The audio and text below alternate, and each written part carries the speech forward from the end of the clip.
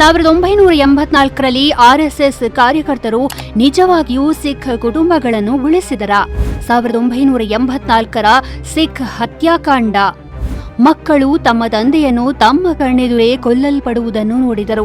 ಮನೆಗಳು ಸುಟ್ಟು ಹೋಗುವುದನ್ನು ಕಂಡರು. ತಾಯಂದಿರು ಮತ್ತು ಸಹೋದರಿಯರು ತಮ್ಮ ಪ್ರಾಣಕ್ಕಾಗಿ ಬೇಡಿಕೊಳ್ಳುತ್ತಿದ್ದರು. ನಂತರ ಆರ್ಎಸ್ಎಸ್ ಸ್ವಯಂ ಸೇವಕರು ಮಾನವೀಯತೆಯ ರಕ್ಷಕರಾದರು. ಆ ಕತ್ತಲೆಯಲ್ಲಿ ಆರ್ಎಸ್ಎಸ್ ಸ್ವಯಂ ಸೇವಕರು ಹೇಗೆ ಸಹಾಯ ಮಾಡಿದರು? ದೆಹಲಿಯ ಸರ್ದಾರ್ ಖೈಬರ್ ಸಿಂಗ್ ಅವರ ಕಥೆ ನಿಮ್ಮ ರಿಥಮ್ನಲ್ಲಿ. ಸರ್ದಾರ್ ಖೈಬರ್ ಸಿಂಗ್ ಈಗ ದೆಹಲಿಯ ತಿಲಕ್ ನಗರದಲ್ಲಿ ವಾಸಿಸುತ್ತಿದ್ದಾರೆ. ಅವರು ತಮ್ಮ ತಂದೆ ಮತ್ತು ಮನೆ ಸುಟ್ಟು ಕರಕಲಾಗುವುದನ್ನು ಕಣ್ಣಾರೆ ಕಂಡ ವ್ಯಕ್ತಿ. ಆ ದಿನ 1984ರಲ್ಲಿ ಮತ್ತು ಇಂದಿಗೂ ಅವರ ಕಣ್ಣುಗಳು ಕಣ್ಣೀರಿನಿಂದ ತುಂಬಿವೆ. ಖೈಬರ್ ಆ ಕಹಿ ಘಟನೆಯನ್ನು ಹೀಗೆ ವಿವರಿಸುತ್ತಾರೆ. ಆ ಸಮಯದಲ್ಲಿ ನನಗೆ ಸುಮಾರು 14ರಿಂದ 15 ವರ್ಷ. ಶಾಲೆ ನಡೆಯುತ್ತಿತ್ತು. ಆದರೆ ಆ ದಿನ ನನಗೆ ಸ್ವಲ್ಪ ಜ್ವರವಿತ್ತು. ಆದ್ದರಿಂದ ನಾನು ಹೋಗಿರಲಿಲ್ಲ. ಆದರೆ ಆ ದಿನ ಹೊರಗೆ ಸಾಕಷ್ಟು ಗದ್ದಲವಿತ್ತು. ಇಂದಿರಾ ಗಾಂಧಿ ಅವರನ್ನು ಅವರ ಸ್ವಂತ ಅಂಗರಕ್ಷಕರು ಗುಂಡು ಹಾರಿಸಿದ್ದಾರೆ ಎಂದು ಜನರು ಹೇಳುತ್ತಿದ್ದರು. ಇಡೀ ನೆರೆಹೊರೆಯು ಆಘಾತದಲ್ಲಿತ್ತು.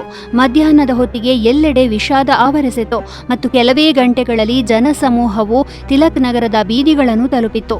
ಆದರೆ ಅದಕ್ಕೂ ಮೊದಲು ನೆರೆಹೊರೆಯವರೆಲ್ಲರೂ ಗುರುದ್ವಾರದಲ್ಲಿ ಆಶ್ರಯ ಪಡೆದಿದ್ದರು. ನಾವು ಗುರುದ್ವಾರದಲ್ಲಿದ್ದಾಗ ಯಾರೂ ನಮ್ಮ ಮೇಲೆ ದಾಳಿ ಮಾಡಲಿಲ್ಲ ಎಂದು ಖೈಬರ್ ಹೇಳುತ್ತಾರೆ. ನಂತರ ಪೊಲೀಸರು ಬಂದರು. ಗುಂಪು ಉದ್ರೇಕಗೊಂಡರೆ ಯಾರೂ ಬದುಕುಳಿಯುವುದು ಕಷ್ಟ ಎಂದು ಹೇಳಿದರು. ಎಲ್ಲರೂ ತಮ್ಮ ಮನೆಗಳಿಗೆ ಹಿಂತಿರುಗಲು ಪ್ರಾರಂಭಿಸಿದರು. ಆದರೆ ಅವರು ಹಿಂತಿರುಗುತ್ತಿದ್ದಂತೆ ಗಲಭೆಕೋರರ ಗುಂಪು ದಾರಿಯನ್ನು ನಿರ್ಬಂಧಿಸಿತು. ಕಲ್ಲುಗಳ ಮಳೆ ಸುರಿಯಿತು. ಭಯವು ಗಾಳಿಯನ್ನು ತುಂಬಿತು. ಕೆಲವರು ಅಂಗಡಿಗಳಿಗೆ ಬೆಂಕಿ ಹಚ್ಚುತ್ತಿದ್ದರು. ಮತ್ತೆ ಕೆಲವರು ಬಾಗಿಲುಗಳನ್ನು ಒಡೆಯುತ್ತಿದ್ದರು. ನನ್ನ ತಾಯಿ ಮತ್ತು ನಾನು ತಾರಸಿಯಲ್ಲಿದ್ದೆವು. ಆಗ ನನ್ನ ತಂದೆ ಕೆಳಗಿನಿಂದ ಬರುತ್ತಿರುವುದನ್ನು ನಾನು ನೋಡಿದೆ. ನಾನು ಹಿಂಬಾಗಿಲಿನಿಂದ ಇಳಿದು ಓಡಿ ಹೋದೆ.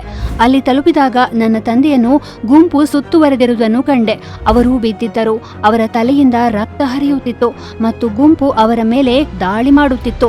ಅವರನ್ನು ಬಿಡಿ, ಕೊಲ್ಲಬೇಡಿ ಎಂದು ನಾನು ಕೂಗುತ್ತಿದ್ದೆ. ಆದರೆ ಪ್ರತಿಕ್ರಿಯೆಯಾಗಿ ನನ್ನ ತಲೆಯ ಮೇಲೂ ಒಂದು ಹೊಡೆತ ಬಿದ್ದಿತು. ಆ ಹೊಡೆತ ಎಷ್ಟು ಆಳವಾಗಿತ್ತೆಂದರೆ ಅದರ ಗುರುತು ಇಂದಿಗೂ ಉಳಿದಿದೆ. ಅಪ್ಪ ನನ್ನನ್ನು ನೋಡಿ ಓಡಿ ಹೋಗು ಮಗನೇ ಎಂದರು. ನನಗೆ ಅಷ್ಟೇ ಕೇಳಿಸಿದ್ದು. ಕತ್ತಲೆಯ ಕಡೆಗೆ ಓಡಿ ಹೋದೆ. ತಾರಸಿ ತಲುಪಿದೆ. ಅಲ್ಲಿ ಪ್ರಜ್ಞೆ ತಪ್ಪಿ ಬಿದ್ದೆ. ನನಗೆ ರಕ್ತಸ್ರಾವವಾಗುತ್ತಿತ್ತು. ನನ್ನ ದೇಹದಲ್ಲಿ ಚೈತನ್ಯವಿರಲಿಲ್ಲ. ಅಮ್ಮ ನನ್ನನ್ನು ತನ್ನ ಮಡಿಲಲ್ಲಿ ಎತ್ತಿಕೊಂಡಳು. ಆ ಜನಸಮೂಹ ನಮ್ಮ ಮನೆ ತಲುಪಿತ್ತು. ಅಮ್ಮ ಬೇಡಿಕೊಳ್ಳುತ್ತಿದ್ದಳು, ಅವನನ್ನು ಕೊಲ್ಲಬೇಡಿ, ಅವನು ಕೇವಲ ಮಗು, ಅವನು ಈಗಾಗಲೇ ಗಾಯಗೊಂಡಿದ್ದಾನೆ ಅಂತ. ಆದರೆ ಆ ಜನಸಮೂಹ, ಬಹುಶಃ ಅವರೆಲ್ಲ ಮನುಷ್ಯರಾಗಿರಲಿಲ್ಲ. ಅವರು ಮನೆಗೆ ಬೆಂಕಿ ಹಚ್ಚಿದರು. ಜ್ವಾಲೆಗಳು ಗೋಡೆಗಳನ್ನೆಲ್ಲ ಆಕಾಶವನ್ನೇ ಮುಟ್ಟುತ್ತಿದ್ದವು. ಛಾವಣಿ ಉರಿಯುತ್ತಿತ್ತು. ಉಸಿರಾಡಲು ಕಷ್ಟವಾಗುತ್ತಿತ್ತು. ಆದರೆ ಆ ಬೆಂಕಿಯಲ್ಲಿಯೇ ಪವಾಡದಂತೆ ನನ್ನ ರಕ್ತಸ್ರಾವ ನಿಂತು ಹೋಯಿತು. ಅಮ್ಮ ನನ್ನನ್ನು ತನ್ನ ಮಡಿಲಲ್ಲಿ ಹಿಡಿದುಕೊಂಡು ಅಳುತ್ತಲೇ ಇದ್ದಳು. ಸಂಜೆ ಸುಮಾರು 6 ಗಂಟೆಯಾಗಿತ್ತು. ಮನೆ ಸುಟ್ಟು ಹೋಗಿತ್ತು ಮತ್ತು ತಂದೆ ಎಲ್ಲಿಯೂ ಕಾಣಲಿಲ್ಲ. ನಂತರ ಯಾರೋ ಬಾಗಿಲು ತಟ್ಟಿದರು. ಅದು ನಮ್ಮ ನೆರೆಯ ಮಹೇಂದ್ರ ಸಿಂಗ್ ರಾಣಾ, ಒಬ್ಬ ಆರ್ಎಸ್ಎಸ್ ಕಾರ್ಯಕರ್ತ. ರಾಣಾ ನಮ್ಮನ್ನು ತಮ್ಮ ಮನೆಗೆ ಕರೆದೊಯ್ದರು. ಹಲವಾರು ಸಿಖ್ ಕುಟುಂಬಗಳು ಅದಾಗಲೇ ಅಲ್ಲಿ ಅಡಗಿಕೊಂಡಿದ್ದವು. ನಿಧಾನವಾಗಿ ನನ್ನ ಅಜ್ಜ, ಸಹೋದರಿ ಮತ್ತು ಸಹೋದರ ಕೂಡ ಅಲ್ಲಿಗೆ ಬಂದರು. ದೂರವಾದ ಕುಟುಂಬ ಮತ್ತೆ ಒಂದೇ ಸೂರಿ ನಡೆಯಿತು. ಆದರೆ ನನ್ನ ತಂದೆ ಇನ್ನೂ ಎಲ್ಲಿಯೂ ಸಿಗಲಿಲ್ಲ ಮತ್ತು ಮತ್ತೆಂದೂ ಸಿಗಲಿಲ್ಲ. ರಾಣಾ ನನಗೆ ಚಿಕಿತ್ಸೆ ನೀಡಲು ವೈದ್ಯರನ್ನು ಕರೆದರು.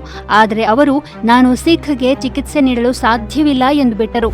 ನಂತರ ಹತ್ತಿರದ ಆರ್ಎಸ್ಎಸ್ ಕಾರ್ಯಕರ್ತ ರಾಮ್ ಶರಣ್ ಬಂದು ನನ್ನ ಗಾಯಗಳಿಗೆ ಔಷಧ ಹಚ್ಚಿದರು. ನಾನು ತುಂಬಾ ದುರ್ಬಲನಾಗಿದ್ದೆ. ನನಗೆ ಎದ್ದೇಳಲು ಸಹ ಸಾಧ್ಯವಾಗುತ್ತಿರಲಿಲ್ಲ. ಏತನ್ಮಧ್ಯೆ ರಾಣಾಜಿ ಅವರಿಗೆ ಬೆದರಿಕೆಗಳು ಬರಲಾರಂಭಿಸಿದವು. ಸಿಖ್ಖರಿಗೆ ಸಹಾಯ ಮಾಡುವುದನ್ನು ನಿಲ್ಲಿಸಿ, ಇಲ್ಲದಿದ್ದರೆ ನೀವು ನಿಮ್ಮ ಪ್ರಾಣವನ್ನು ಕಳೆದುಕೊಳ್ಳುತ್ತೀರಿ ಎಂದು. ಆದರೆ ಅವರು ಹೆದರಲಿಲ್ಲ. ಪರಿಸ್ಥಿತಿಯನ್ನು ಅರ್ಥ ಮಾಡಿಕೊಂಡು ಅವರು ನಮ್ಮನ್ನು ಹತ್ತಿರದ ಗುಜ್ಜರ್ ಹಳ್ಳಿಗೆ ಕಳುಹಿಸಿದರು. ನಾವು ಅಲ್ಲಿ 3 ದಿನಗಳ ಕಾಲ ಇದ್ದೆವು ಮತ್ತು ನಂತರ ಸೈನ್ಯ ಬಂದಿತು. ಅವರು ನಮ್ಮನ್ನು ವಜೀರಾಬಾದ್ನ ನಾನಕ್ಸರ್ ಗುರುದ್ವಾರದಲ್ಲಿರುವ ಪರಿಹಾರ ಶಿಬಿರಕ್ಕೆ ಕರೆದೊಯ್ದರು. ಅಜ್ಜ ಅಲ್ಲಿಂದ ಸಂಬಂಧಿಕರೊಂದಿಗೆ ಇರಲು ಹೊರಟರು ಮತ್ತು ನಾನು ಚಿಕಿತ್ಸೆಗಾಗಿ ನನ್ನ ಚಿಕ್ಕಮ್ಮನ ಮನೆಗೆ ಹೋಗಿದ್ದೆ. 3-4 ತಿಂಗಳುಗಳ ಕಾಲ ನನ್ನ ಗಾಯಗಳು ಗುಣವಾಗುತ್ತಾ ಹೋದವು. ನಂತರ ನಾನು ಶಿಬಿರಕ್ಕೆ ಮರಳಿದೆ. 6 ತಿಂಗಳುಗಳು ಕಳೆದವು. ಆದರೆ ಮನೆ ಇನ್ನೂ ಬೂದಿಯಾಗಿಯೇ ಇತ್ತು. ಸರ್ಕಾರ ಭರವಸೆಗಳನ್ನು ಮಾತ್ರ ನೀಡ್ತಾ ಇತ್ತು.